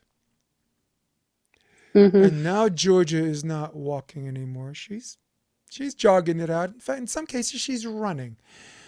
The smaller age groups, the 12s, 13s surrounding the court were like, that was cool, right? The parents go, South Bay parents, "Ugh." And the program director says, I effing love this guy. Now, you as a coach, that's a fun story to tell the civilians, right? But you as a coach, and especially for girls volleyball, can appreciate how that could have gone another way, Mm-hmm. right? Yep. Especially a new coach, a guy with a Yankee hat. This guy from Brooklyn, who does he think he is? We don't know this guy. We don't have to respect this guy. Ain't no blue check next to his name, right? So, but I had a situation too. My Brooklyn virtue says if you don't do that, they think they get to do whatever they want anytime they want. And Mm-hmm. it's not the job. It's the job you got to walk away from anyway. And that was my first day on that job. Wow. So that's an example of how I disciplined someone that was built only for me. Only for me. I'm old. I'm the oldest coach on the roster. So when they see that and they see in my face, they don't think that they're like, this is my science teacher and I'm in trouble and I'm not going to get an A. So there is an element that I had that goes with me on that. Children, do not try this at home. Okay, coaches, don't try this at home. But that's just an example of whatever of that. Let's have a fun conversation. Let's talk about controllables. Give Yep. me. Uh, Go I'm ahead. gonna give you 1 second. I'm gonna grab my charger to plug my phone in real quick. All right, cool. We'll be in the middle of these Thanks. controllables and gone. She's rocking Yep. Slunks. She's sponsored by Slunks. Oh, I wish. I'm not sponsored by Slunks. I do own like 20 pairs of Slunks. He's the guy I want to get on the podcast. Oh, that would be awesome. They're He so sick. Every person I know, I think, has a pair of Slunks at I this see point. him. It's like a 3-person partnership, and I see them all the time. And I'm like, you got to come on the podcast so you can tell your story. You know, Come on the podcast, please. All right, I'm just checking. Can you still hear me? I hear you. Yes, actually, better Oh, if there cool. is if there is such a thing. That's interesting. I'll take She's like, what do you mean? I was dope before. um, it. I'm very careful how I talk to my women. Every compliment can be an insult. Zarah, you look great today. Thank you. Or what are you trying to say? How did I look yesterday? Right? Only women can turn compliments into insults. That's true. My boyfriend probably knows that one too. He's suffered that wrath for sure. But you do have an advantage, right? Like if you see a 10-year-old boy, you can go to the parents and be like, oh my God, he's so cute. Tell you what, in like 8 years, come see me, right? Let a guy try that. It's like he's going out like Valid. he's going out like R. Kelly, man. Let's get out of here. Hmm. So I'd like to talk about controllables. Now, so I'm not such a control freak. I will give you the option of off the court controllables or on the court controllables or a mixture of both. Give me 3 things that you give your players that you remind your players or give your players that they can control that the other team cannot take away from them. Sure. So I think I'm gonna start off with talking about my gym controllables. We've talked a little bit at my age group. It can get a little chaotic. With trying to do drills and trying to do the right things, they're going to make a lot of mistakes. So, what are my controllables in the gym? No missing more than 3 serves in a row as a team. Always follow the ball to the line and always pursue the ball. Those are the 3 things that in my gym are my 3 main And that's controllables. great. Yeah, because I think you can always get effort. If we don't give effort, all of my team always hits the ground. You can always follow the ball to the line, put your foot on the line. If we don't, usually we run as a team. And same thing with the missed serves. If we miss more than 3 in a row, we run as a team. A lot of other controllables I put in there are just basic communication. Can we talk to each other? Can we call mine? Can we communicate on the court? So those are the 4 things that I would say are my main controllables. Nice. So you did on the court controllables. I like that. With Yep. of course serve being like 100% controllable, right? No one can Yep. like Matumbo your toss, right? Nope. Wham! Not in my house. In fact, I got a ball. Hold up. Oh, let me put my headset back in.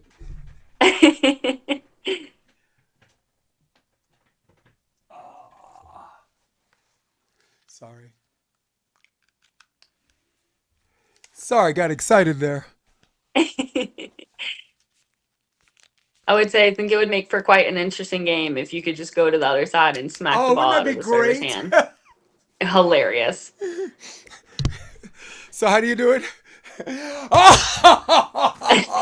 Not in my house. Took all that time just for that. I hope it was worth it. No, 10 out of 10. You needed that. But I like that. I like your on the court things. I like calling for the ball, right? The other team can't make you not call it. Your base defense, your base 1, 2, and 3. I got something called a triangle defense for position 1 and 5. Uh, um, no one can take away your timing and that. In Hmm. system setting, right? If you get a good pass, the other team can't make you set poorly. Down ball, free ball, I would call like a 80%, 20% controllable, depending on the level, right? Hmm. Some clubs 70-30, right? And the higher the level, the more the ratio is skewed. Off the court controllable, nobody can tell you how much sleep you get at night. I don't value sleep at all, but I'm not playing, so I don't care. You know, my program director told me to get some sleep. Told me the battles won the night before. I told him to go deliver someone's baby. I'm not a baby. I'm not. I'm a grown behind man. In fact, I'm gonna go sing karaoke. I'll see you in the morning, right? Um, see, see how I make friends everywhere. Um, yeah. So controllables. The weight room, right? Nobody can control the time you put in the weight room. Hmm. Your nutrition, right? Hmm. Which is the most important thing in the world. In fact, let me interrupt myself. What drink was a banned substance in the NCAA? I heard you on a previous podcast, I know Celsiuses were banned. A lot of right? the One of energy those drinks are high banned. like energy drinks or something like that. Yeah. You come up Yeah. hot, man. You got a problem with the NCAA, right? Yep. What was it called? I think Celsius is the one we were talking about in that podcast. I don't remember the list of all banned substances, but we were just talking about how in general, like, you drink 3 cups of coffee and you're already over the caffeine limit. Right. Yeah. Well, we really need to make sure we get with nutritionists and people who do this 24/7, right? Because the big Hmm. secret is they don't teach nutrition in medical school, right? So we don't we need to be careful in whom we're appealing to authority on, and whether that's a real thing or a fallacy, right? And the nutrition index got turned upside down, and I'm glad, right? The previous nutrition index for Yep. breakfast had frosted mini wheats as the most healthy breakfast, which is basically sugar on top of whole grain. Are you kidding me, right? What do you, Ridiculous. get a list of top 10 fat burners. When you're in the gym, you're burning fat, like avocado, right? Dark chocolate, eggs, cashews, if that's your thing, turkey Love legs, cashews. turkey legs, right? With avocado being Mm-hmm. the number one, right? So these are an example of like off the court controllables, but I really love because what you're talking about also teaches attitude, Hmm. right? The attitude of I got it, or just being a good team player. Just wow, okay, I'm feeling that. Thanks. Yeah, we also are my girls are banned from energy drinks. That's one thing that we talked about at the beginning of the season. I was like, if I see an energy drink in your hand, like you're not playing. I Good. think if you're 15 years old, you shouldn't be drinking them. No, Um, well, they're not so sustainable. You no. have it. You might have this strength equivalent to like a mom lifting a truck to rescue her baby, but there's also a crash that comes after that requires more Hmm. energy drinks or dealing with the crash. Neither choice neither choice would we consider appealing. Okay. No, I agree with you there. What fundamental for 15s since you're coaching them, Yep. that you find comes the easiest to teach and learn? So with the 6 fundamentals being serve, pass, dig, block, set, and hit, which one seems the easiest or comes the easiest to your team for this group? Probably serving comes the easiest for us. Um, Wow. we've done a lot of work on, making routines with serving. So very strong serving team. Very proud of them for that. Um, weirdly enough, I think I'm going to flip to the other side. The hardest thing, not midline passing. So angle passing for my team, extremely difficult. Um, we are working a lot on learning how to angle pass and not pass out of our midline. I think as a club coach, you should teach both, and I think it makes your player more marketable. There are NCAA teams that are midline passers. Nebraska is a Hmm. midline team, right? Texas is not, right? Karch is an angle passer. Hugh McCutcheon's a midliner, right? So I don't know. Hmm. He's not with Minnesota anymore, or is he? I don't know. Also, make sure when you're running drills, right? Like you ran a drill where you're serving and it's supposed to land between their legs like on a one bounce. Yeah. It might be counterproductive to angle passing because angle passing one of your focuses. Like we go into passing drills and setting drills. We go in with a particular focus, which I get into in a minute. Yep. So if my focus is one move to the ball, which is Yep. consistent with angle passing, that drill Is requires midline. 2 moves. And Hmm. midline in the classic sense of the term is 2 moves or more. So, Yep. which honestly is not a bad thing if it's a free ball. Well, there's nothing wrong with just saying, taking the extra step, getting in front of it. Your setter will thank you for it. Anything that allows you to put the ball where the setter has peripheral vision where they can see the left side blocker is a win. That's because that's the net result. So when you're doing drills, be really, really careful what your philosophy is versus the drills you're running, unless it is your super objective to teach both. Yeah, no, it's super objective to teach them both. Mm. We're just starting to see teams now that serve faster. So we have to adjust and do You angle have passing. to. There's no time. I mean, the Yep. serve right now, there's no time. Yep. I mean, 9 out of 10 times you're going to be midlining. No, unless you're running.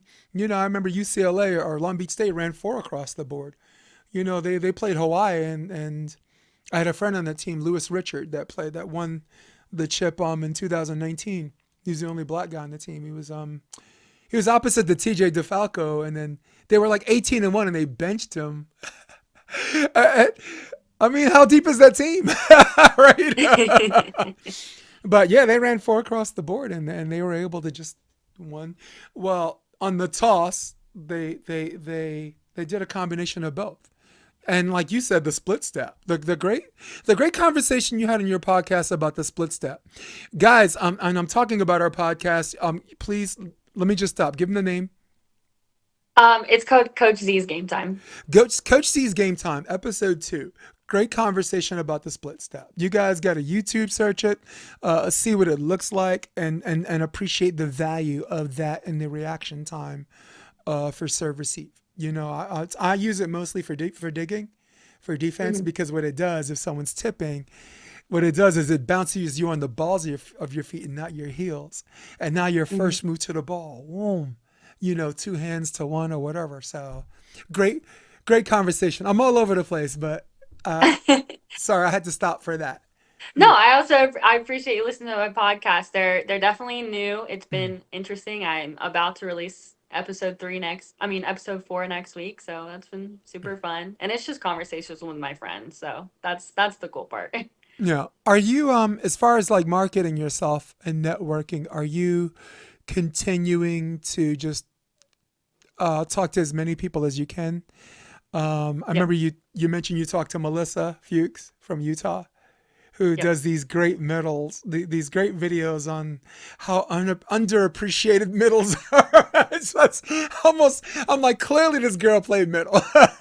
If you watch some Yeah. of her videos on like the middle, he did this perfect pass. Yeah. It's like, yeah, Yeah, continue to she do to that. me she's like one of the OG like volleyball content creators too, with like just making people laugh and showing a lot of volleyball content. So it was really cool to have a small conversation with her. Yeah. Create these degrees of separation. Keep creating Hmm. these degrees of separation where everyone knows each other, and the next thing you know, you're going to be hardwired, or metaphorically speaking, to everyone on the indoor and beach scene all over the country, bi-coastally, right? Like, for example, I got Tina coming on Monday, right? How did that happen, right? Her godfather's my mentor, Aldous Lucis. Oh He wow. he taught me how to coach from the neck up. He was a wrestler at UCLA, but he also played volleyball with on the same team with Karch and St. John.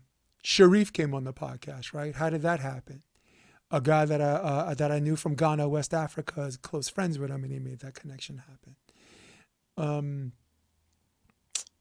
I don't know. I can go on. Like Dane Blanton just picked up the phone and said yes. He's just such an easy guy to talk to, right? Do you know who he is? I do not know. Dane Blanton is the head coach at USC. Okay. And he also won the Olympic gold medal in Sydney. And he also won an NCAA championship at Pepperdine. And he also won 4 AVP championships. So he's the only male player to win an Wow. NCAA crown, an AVP championship, Olympic gold medalist, or an NCAA crown as a player and coach. No other male player holds that distinction. So just thought, look, I'm more neck deep into the beach scene, so I totally get if you don't. Yeah, no, Yeah. I definitely, that's a goal for like the next year. I think, I've kind of separated myself from paying attention as much to pro volleyball and like beach volleyball. Beach volley especially, I could not know less about the world, honestly, No. of beach volleyball. Like John Mayer, I Um, mentioned him. You probably thought I was talking about the singer. no, no, I Right? like recognize a lot of the names, but I'm definitely trying to get back into a space where I'm like super involved in that side of the volleyball world. I think just with me being so young, I've kind of like neglected a lot of that side of learning the sport. So hoping to actually kind of like start, paying attention a lot more. D- We're You gonna don't. get there. You actually don't even have to play beach per se. I'm only saying that because the best beach players in the history of beach were indoor players. Yeah. Like Karch won the first gold. He did more for the indoor scene than he ever did for beach. And he's done a lot for beach, right? As much as he's done for beach, he solidified his reputation for indoor. Reed Pretty, right, indoor player.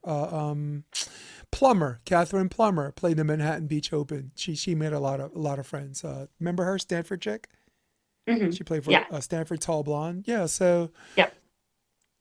get into that culture, especially if there's tournaments that are like beach fours or beach sixes, because those tournaments are not won by the beach players. They're won by the indoor players because they need indoor setters, they need the indoor middles, to run the plays, and they need an oppo, that can take out the trash, that can turn those lemon sets into lemonade. Yeah. Mhm. So let's sorry, you got anything you need from anything on me yet? No? No, Okay. this is like new to be on like this side, so I'm Okay. like still getting adjusted, but That's okay. yeah. Look, you had a conversation about tips on being recruited, and man, you are a cold fish on like what the coaches expect or need or whatever. But I really respect a heightened level of truth. Like, what is that coach's time frame? What is that coach's bandwidth? What program is that coach running? Like, do they have the facilities or to accommodate paying attention to this one person who was or who may or may not have been on their radar, right? Like Georgia, right? Like Tom Black, he's got the resources. He's got a recruiting people. He'll pay it. He's about personal attention. I've met him. I know him, and he was actually at LMU before Mayer was. Aaron Mansfield, University of Oklahoma. I know him because LMU. He was one of the assistant coaches for the beach team, and he was LMU's indoor coach, and now he's at OU. These guys are into personal attention, and they do have the bandwidth. So talk to me a little bit about what what some recruits, what some girls should not be doing and what they should be doing. I know you've already litigated this, and I appreciate ahead of time you regurgitating it. Yeah. So that conversation came based off a podcast with my good friend Amanda Tollinger. We played high school together. She's an assistant coach at Lander University now, doing a great job. Where's Lender? So we wanted to sit down and kind of have a conversation about, the recruiting process, especially this was mostly for like my girls, people within our club, just give them an idea of what's going on. Um, I'd say the hardest thing I see right now is a lot of girls just having unrealistic expectations with where they're going to go in college volleyball, and that's just in my most recent scope of players. A lot of girls are seeing Nebraska, happy for Nebraska and everything they've put out for the volleyball community, fantastic. But a lot of my girls from South Carolina, they're not going to be able to go to a large school like Nebraska, and that's a lot of what they want to see in their volleyball journey. So just being realistic, I know we talked about, if you're a 5'9" outside, reach out to smaller schools. It's still going to be a hard process, but just kind of be aware of where you can go and where you can't go. And I think from my perspective, that's a really hard conversation to have with girls, but we're trying to have some of those conversations with the ones who are extremely interested in playing volleyball at the college level. Um, but the biggest thing I would say is, be realistic, look at their rosters, look at to see where girls are coming from, look to see their height, their jump, their speed. I would say girls should definitely gauge themselves and where they're at and see, not necessarily say like I can't do it, but just look at the realistics of where do I need to be if I want to go to some of these schools. Um, and looking at their rosters can be a great way to see what you need to achieve to get to where you want to go. And being incredibly persistent, I think is really smart. Know what age group you're at. If you're in ninth grade, let's start looking at schools. Let's maybe go to some camps. Send a couple emails out by 10th grade, where you want to go, what you want to do, start giving coaches updates on, how your tournaments are going, sending out film. Coaches can't reach out to you till the end of your junior year, I believe. So, really, we were just talked about updating coaches on how you're doing. Introduce yourself. What's your name? What year are you graduating? How tall are you? What position do you play? Who are you about as a person, in regards to outside volleyball and inside volleyball? And then every tournament sending them an update. Um, yeah, so we were talking about a lot of those steps as far as what to do when you're going from ninth to 10th grade and junior to senior year. One really difficult thing we did talk about is when you're in your senior year and you haven't been recruited, it's pretty late for you. Um, so again, just being really persistent, but maybe switching your mentality from being like maybe a high D1 or a high D2 school to reaching out to some of the JUCO schools, the NAIA schools. Not everybody's filled their full recruiting year at that point, even when you're a senior. So some of the smaller schools can be a much better, not necessarily smaller schools, but just different levels of volleyball can be a much better opportunity for you. Um, but the one thing I'm unsure about is, with the transfer portal being so strong now, is what recruiting is going to look like for my age group of girls now. So we will see. I like that. I also like that you're not telling them to not send Nebraska material. You're not saying don't do it at all. You're telling them, look, there's a likelihood that you need to mentally prepare yourself for, right? Mhm. But you're not telling them not to shoot their shot. This it's very important we let the audience know that, because there are teams where a coach may be like, wow, she's played basketball, she's only been playing volleyball 2 years, but I see something, right? Yeah. And then there are girls who are probably better than six girls on the Nebraska roster that the coach is not looking at. So the reason why you have to present that reality, because there are girls who actually deserve to be on that team who will not make that roster, right? Yep. Because it's not about being better than everybody as much as it is about what the coach wants. You might have Texas, right? You just recruits the best, and I can coach them all. And you know what? Big up to that guy because he made it happen twice, right? Or three times total. So good for him. One of the strongest recruiting schools in the nation, and it's changed the dynamic shift of who runs that dynamic. Used to be California, and now it's Texas, right? Texas A&M, 13 of their players were homegrown, right? Let that swell on your head. We went 3 NCAA finals where there wasn't a California player on either roster. How about that? You like that? I do. I like that because it challenges some of these glorified babysitters to get up off their behind, and instead of picking up where the 11s and 12s coaches went, do your job. Do your job like you are. Yeah, I like that answer. I like that answer, and it's also about what are your resources, right? Yeah. Do you have enough money for private lessons? Are you gonna move maybe for a year into an environment? Because there's some families that can do that. Yeah. I'll give you an example. Leah Black, played for Long Beach State. She's an indoor player. She only played beach for 1 year, her senior year. So basically, everyone says forget it. There's no money. There's no whatever. She moved to the South Bay, lived at the beach house in Hermosa because her parents could afford it. Joined us, Endless Summer. Joined Elite Beach with Holly McPeak and Eric Fanoy Moana. NB Sand for a little bit, but those, with respect to them, and they're going to hate me for this, they don't have a lot of real coaches there. They got Mike Dodd, they got Patty, and maybe one other guy, but unless you have one of those three, the acceleration that she's looking for wasn't going to happen. She ended up being recruited at Long Beach State.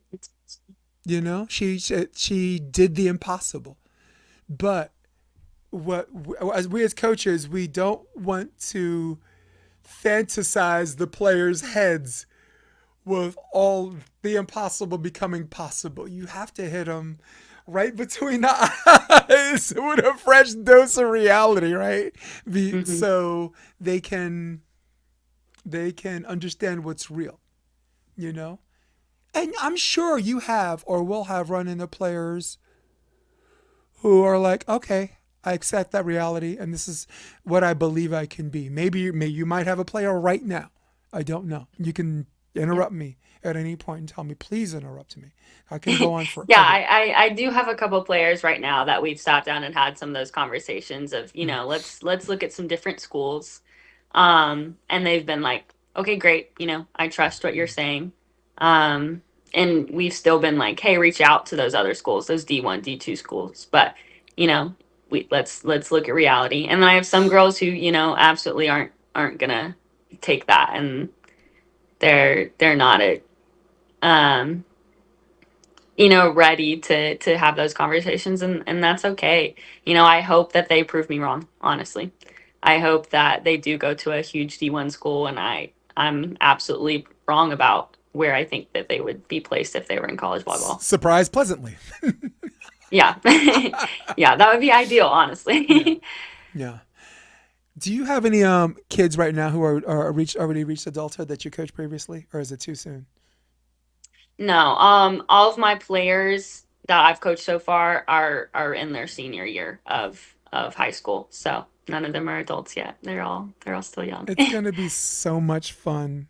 There's only going to be a handful of them that play college, but when you go to their games, and if there's like a team switch off or a timeout, if they see you, you watch them break character, like, oh my God, hi, and be like back in the huddle.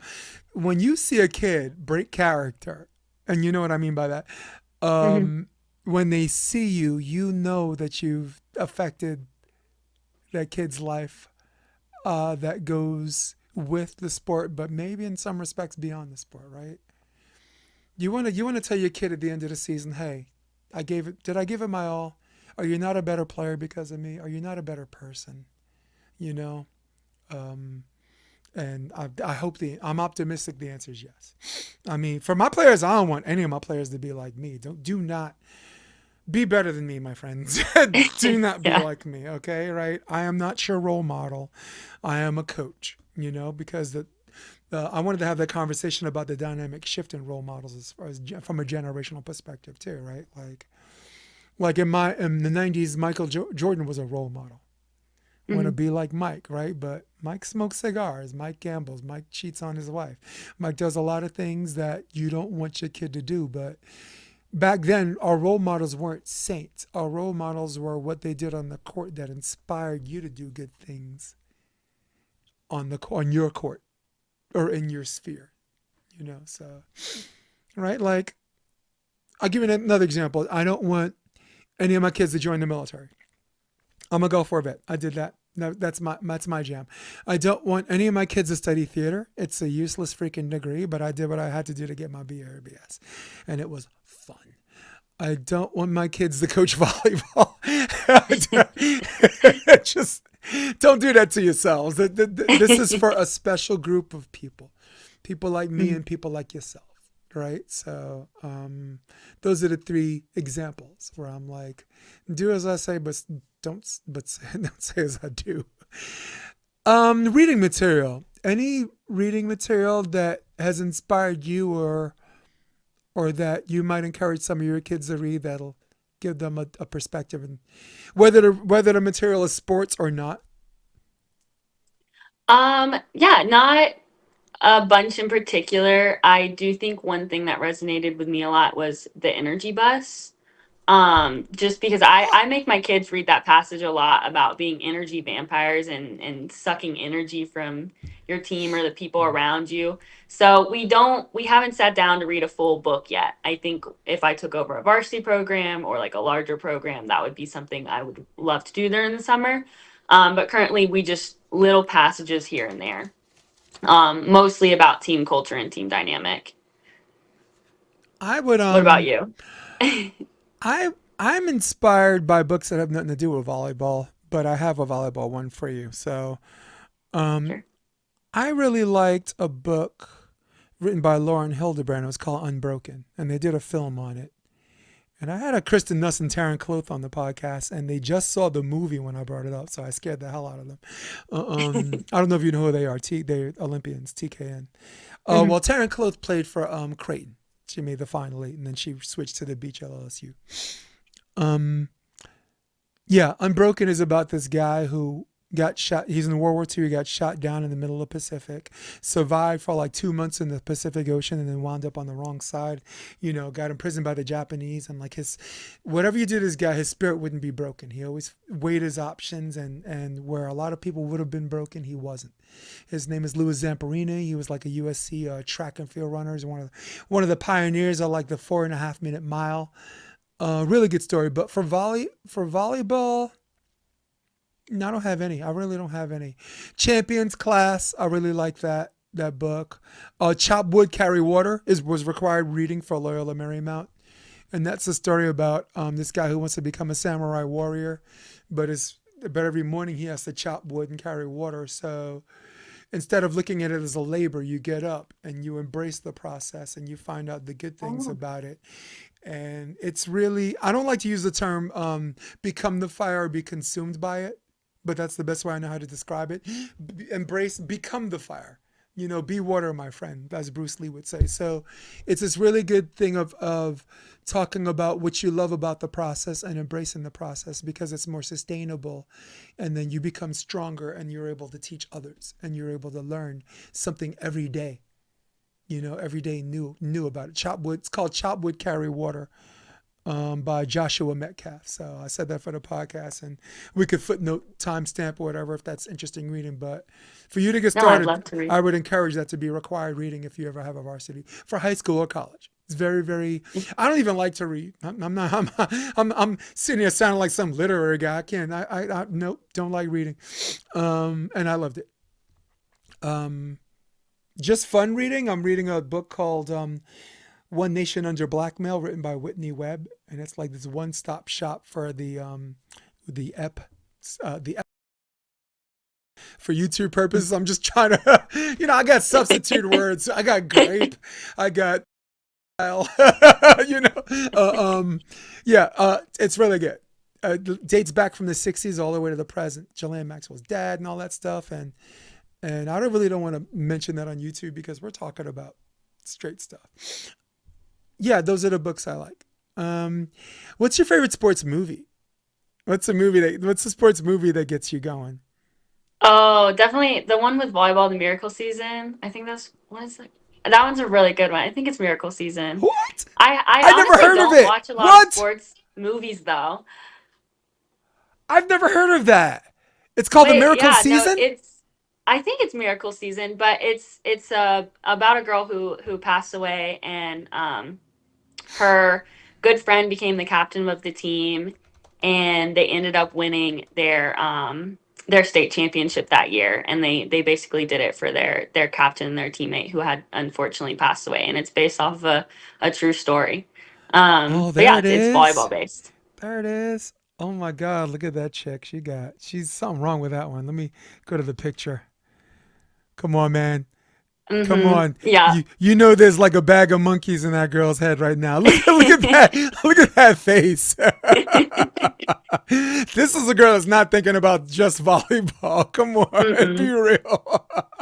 It is a intense movie. It is super sad. I think the first time I saw it, I cried like 7 times during the movie. It's definitely a feel good, especially when we're talking about the women's sports and being cohesive and being a family and a team. It's a great representation of a real program that did that. Wow, I'm gonna watch that after this. It's really good. I'm gonna go to Starbucks. I'm gonna watch it on my whatever. I'm gonna get some hot cocoa. I'm gonna go through this podcast, of course. The audio version is gonna be up today. The video will be up tomorrow morning.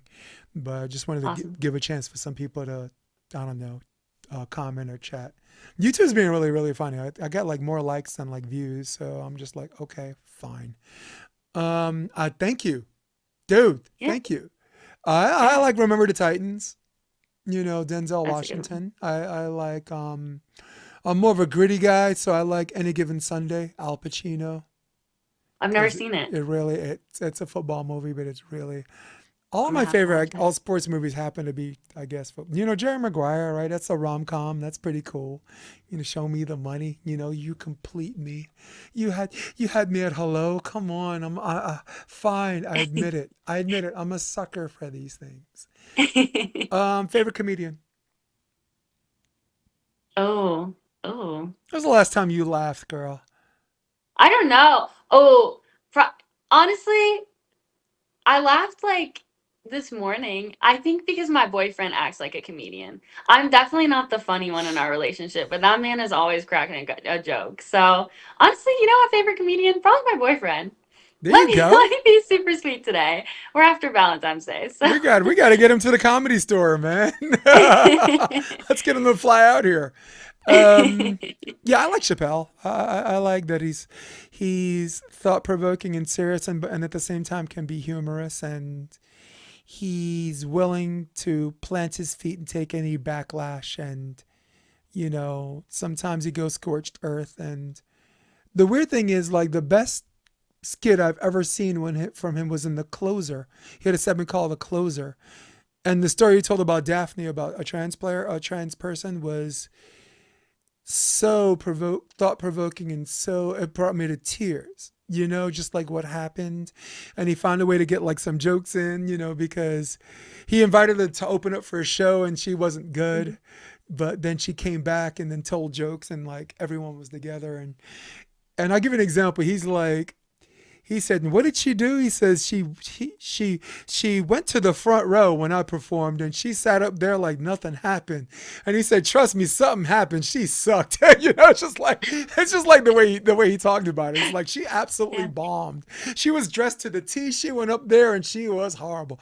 I mean, I just really like the way he told the story, and it'll make you cry. It really will. And he's as a New Yorker, as a city kid, he's a DC guy, so I appreciate him. Um, was there a favorite TV show growing up, or you weren't a TV person? Definitely was a favorite TV show growing up. It's definitely Avatar: The Last Airbender. Um, Nice. Animated show, great, moral background, good character development. Loved that show growing up on Nickelodeon. Yeah. Um, Pool or beach? Wait, pool or beach? Like the actual pool? Oh, probably the beach. I don't really like pools. Like I like indoor saltwater pools because I swam a lot when I was younger. But something about like the way my hair looks beach blown after I've been outside and I get my tan on Looking and like a I'm Charlie's playing Angel. spike ball with my friends. Like I definitely chose to go to a beach school for a reason.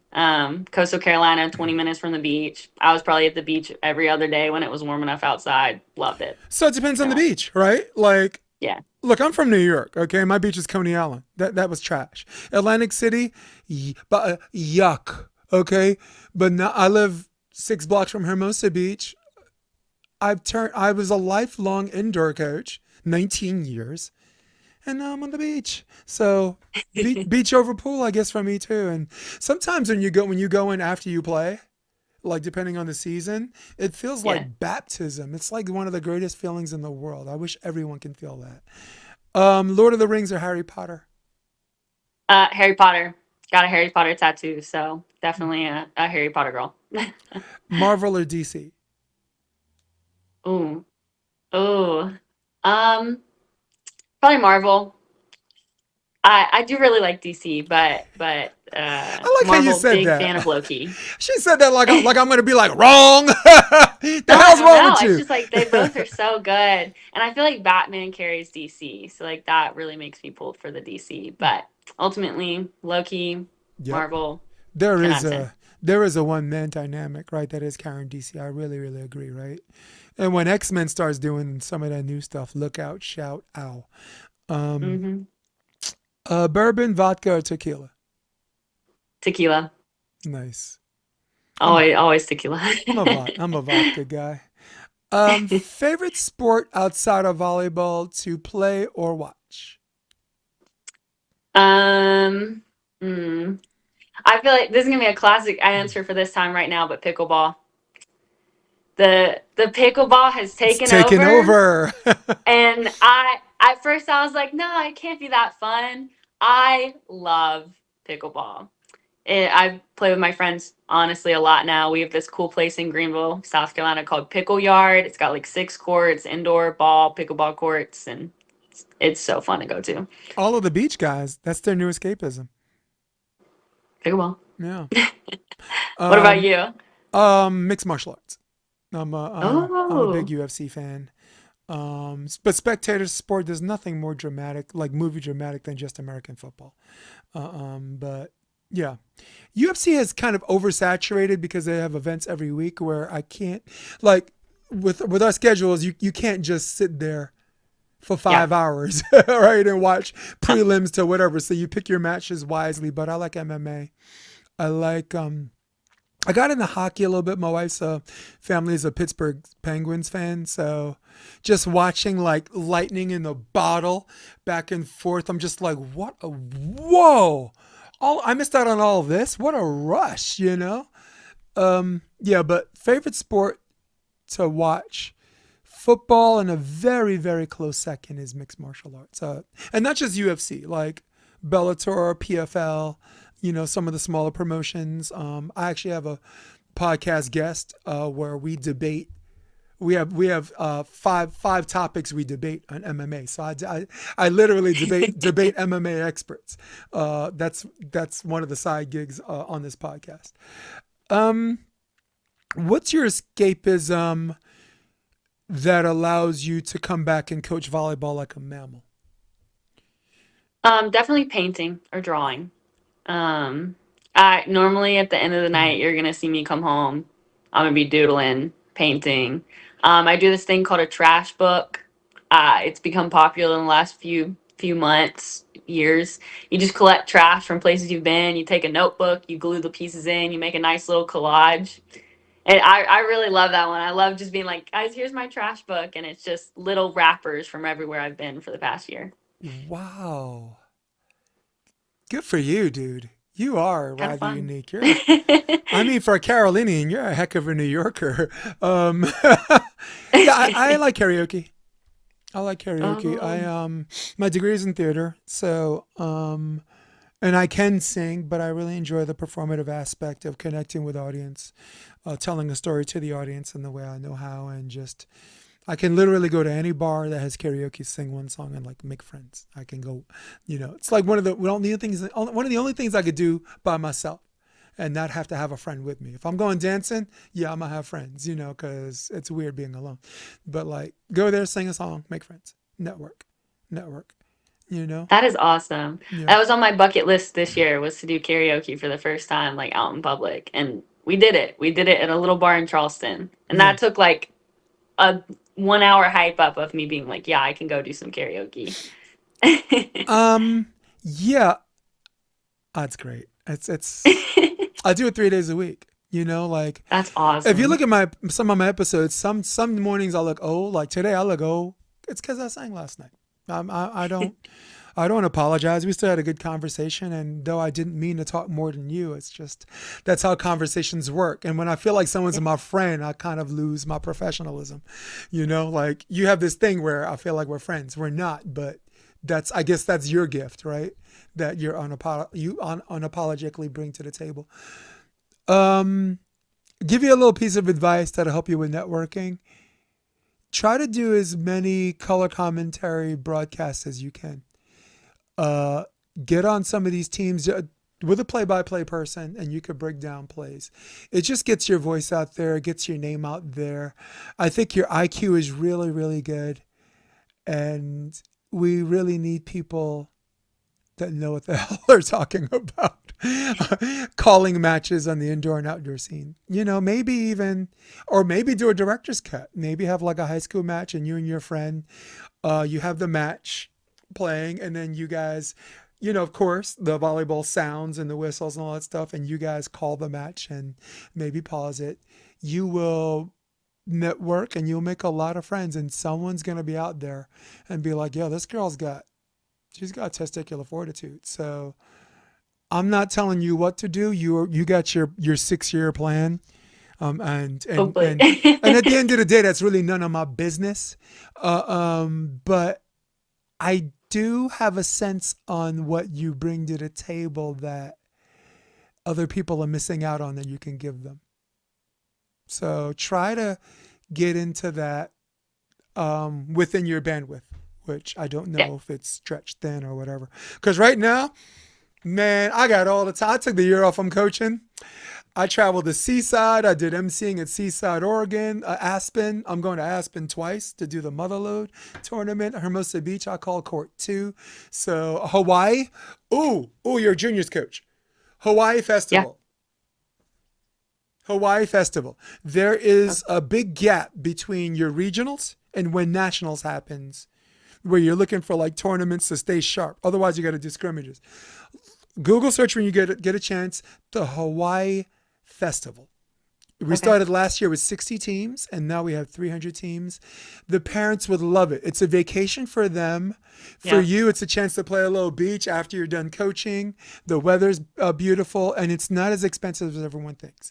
And it's the perfect tournament to wedge between that huge 3 week, 3.5, 4 week gap between when your regionals are done and wherever nationals you go to, whether it's AAU or USA Volleyball.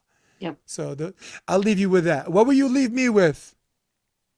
Um, Honestly, thanks for hopping on today. I think, I'm super new to the volleyball community, so just the fact that you like took the time to sat down with me today and give me some awesome advice, like I really appreciate it. And you're talking about how we're not friends, but we're friends now. Like We this are. is exactly what I wanted to start doing this year, is just sitting down, talking to people, learning as much as I can, and hopefully getting better in the volleyball world. So you've helped me a ton. I can't wait to take, some of this stuff back to my practices, get some reading done, get some movies done, and I'm just excited. So You thanks got for my sitting with number me now. today. Just text me or call me. You have any questions? Yeah, And let's say I awesome. do a podcast where you're like, I don't really agree with you on that. You're full of it. Text me that too. I'm from Brooklyn. I could take it. I am the most criticized coach in my age group with my experience in the United States of America. Most of the people my age, you can't even touch them. You can't even talk to them. I am the single most criticized person in my demographic in the nation. so Be my friend and give it to me straight. Be my friend. Give it to me when you need some advice. I will 100% reach out to you with like new stuff. You could definitely teach an old dog new tricks. I'll definitely come to you because theater and coaching have one thing in common. It's a lifelong learning experience. You can be 84 years old and still say, wow, that's new. Lauren Bacall, a late actress, said that, and I believe her. You know. Quick, Insta or website. People want to know more about what you're up to. People want to become your fan. How can I be down with Zarah? Plug it in. Yeah. So I'm on TikTok, Facebook, and Instagram. My TikTok is going to be Coach Z's Game Time. My Instagram is going to be Z's Game Time. And then I have a newly launched website in the last few months. It's also Z's Game Time. So go check me out. You're going to see pink and teal everywhere because those are my favorite colors. It comes from Coastal Carolina because we're teal. So go Shants. Yes. But yeah, any social media following, feel free to message me, DM me. I'm pretty friendly and I'm Gen Z, so I'm all over my social media as much as I can be. Guys, with an emphasis on TikTok. She is a TikTok sensation. This little journey thing, the coaching or whatever, I'm telling you, your comment section, the likes, and like, it's just growing. Everybody, don't change nothing except something better, okay? Because Yeah. they care about the character. Remember we talked in the beginning about caring about the character? Cool, Yeah. man. Yeah, okay. Well, that's all I got. And Zarah might love you guys, but I don't love any of you guys. In fact, I can't stand any of you. In fact, I am out of here. So for all of you at home, okay, for all of you on your iPads, for all of you on your iPhones, for all of you on your desktop, who runs the world? Old school, baby. Old school. For all of the men that don't even know what the hell zeal means, for all of the men that only see 16 colors like a Windows default setting, that is Zarah. I am Jason DeBeas. This is the Option Podcast. We're going to hit my music. Stay with me, but for now, we're out. See you guys. Peace. Come check out the Option Podcast on optionvb.com. It's also available on iTunes and Spotify and on YouTube under the NY Varsity Sports handle. You're going to love what you hear.